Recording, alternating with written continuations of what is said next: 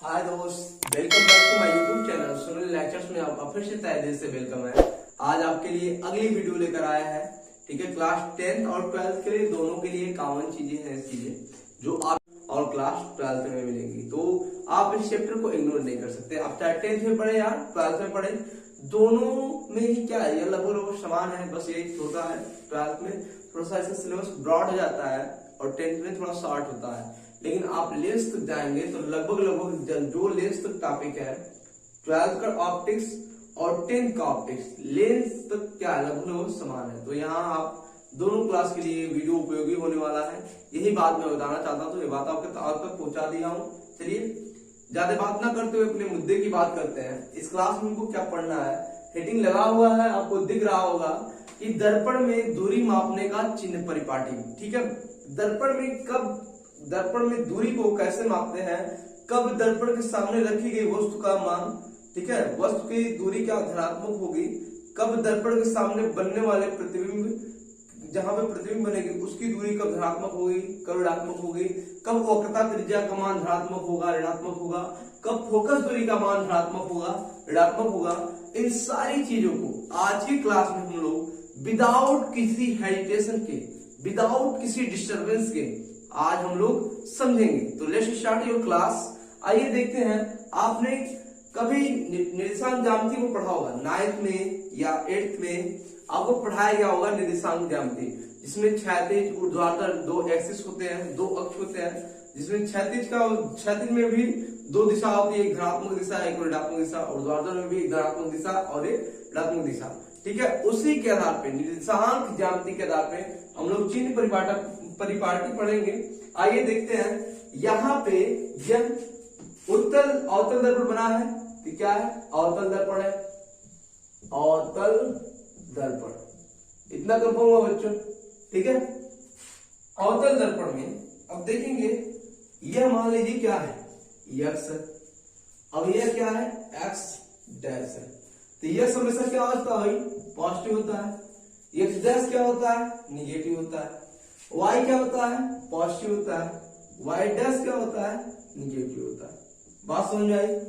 यहां तक आपको ये ओरिजिन है, तो ओरिजिन को हम P फॉर पोल ध्रुव से डिनोट करते हैं। किससे डिनोट करते हैं, P फॉर पोल ध्रुव से डिनोट करते हैं। और हमेशा दर्पण में कभी भी दूरी मापी जाती है, तो इस बात को अपने जहन में, अपने आत्मा में, अपने रूह में, अपने दिल में, दिमाग में सब में उतार लीजिएगा।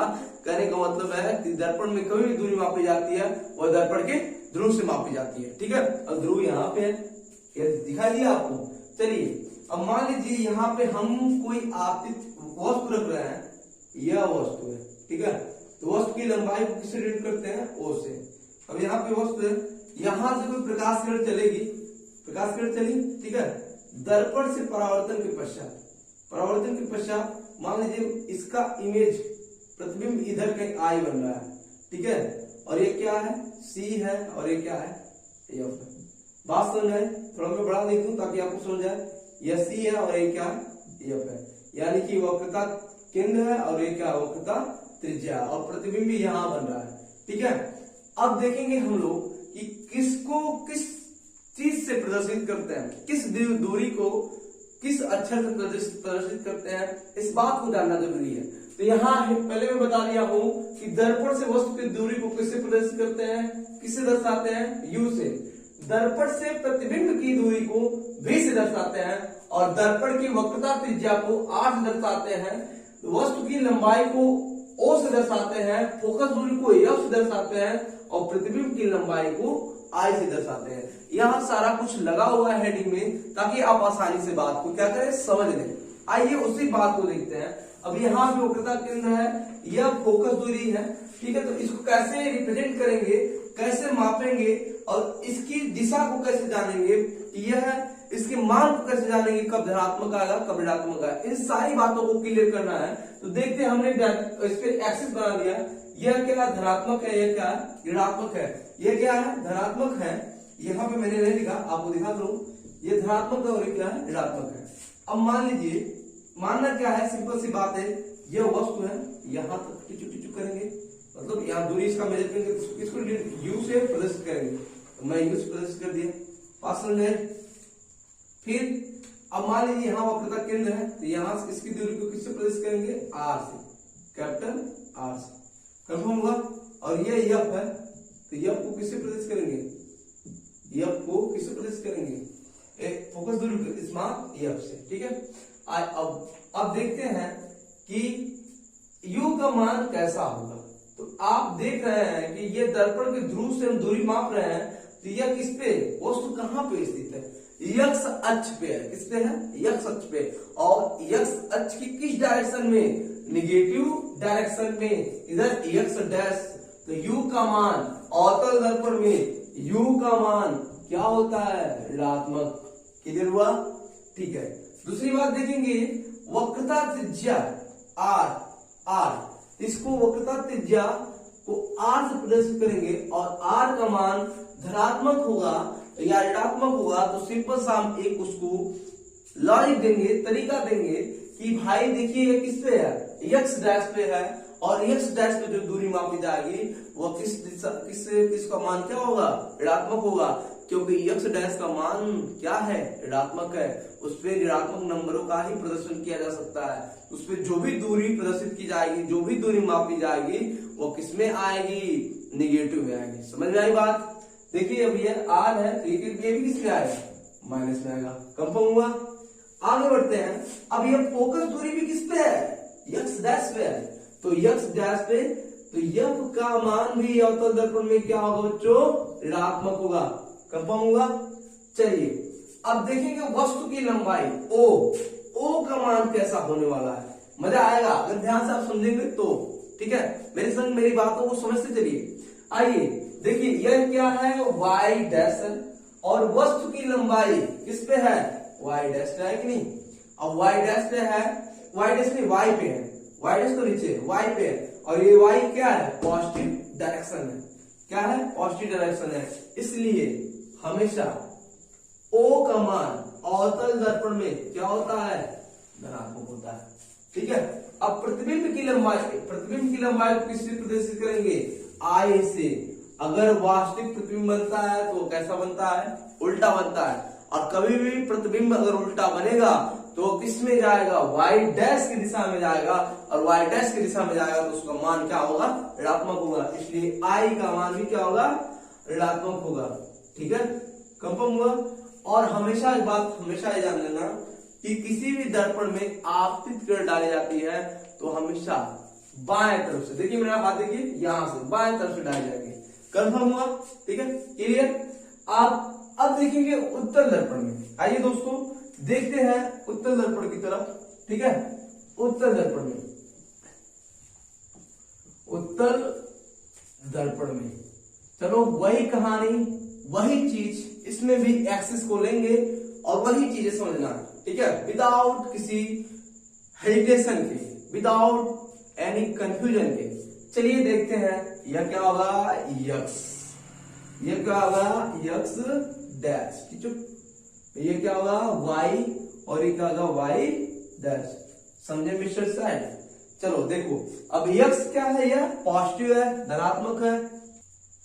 अब ये देखिए यक्स डैश तो हमारा क्या होगा? ऋणात्मक होगा। यक्स ये धनात्मक कंफर्म हुआ। यक्स डैश क्या है? ऋणात्मक है। वाई क्या है? धनात्मक है। वाई डैश क्या है? ऋणात्मक है। बात समझ में आई? मान लीजिए हम यहां कोई वस्तु रखेंगे, वस्तु रख दिए आई ओ, इसकी लंबाई किससे डिनोट करेंगे भाई? ओ से। O for object. अब मान लीजिए यहां से प्रकाश किरण चलेगी, इसका रिफ्लेक्शन होगा कहीं, और यहाँ पर इसका क्या है? फोकस दूरी है यह सी है, और ये क्या है? एफ है। यह सी है और ये क्या है? एफ है। ठीक है, अब देखिए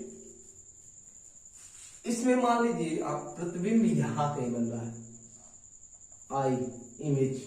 ठीक है, हमको तो दूरी मापना है, वही बात कंफर्म करनी है। अब दर्पण से ध्रुव से दूरी मापेंगे हम, मुझे पता है हमेशा दूरी कहाँ मापी जाती है? दूरी कहाँ से मापी जाती है? दर्पण के ध्रुव से मापी जाती है। इसके पहले जब अवतल दर्पण आपको पढ़ा रहे थे तो मैंने वहां सारी चीजों को बताया था। फिर से मैं उस बात को स्पष्ट कर दूं कि हमेशा दर्पण में कभी भी दूरी मापेंगे उसको दर्पण के ध्रुव से मापेंगे। यह बात कंफर्म हुआ? देखिए अब यहां जानते हैं कि दर्पण से वस्तु की दूरी को किससे प्रदर्शित करते हैं, यू से। किससे रिप्रेजेंट करते हैं भाई, यू से। इतना कंफर्म होगा। अब यह फोकस दूरी है, ठीक है, यह फोकस दूरी है। फोकस दूरी को किससे प्रदर्शित करते हैं, स्मॉल एफ से। कंफर्म हुआ, ठीक है।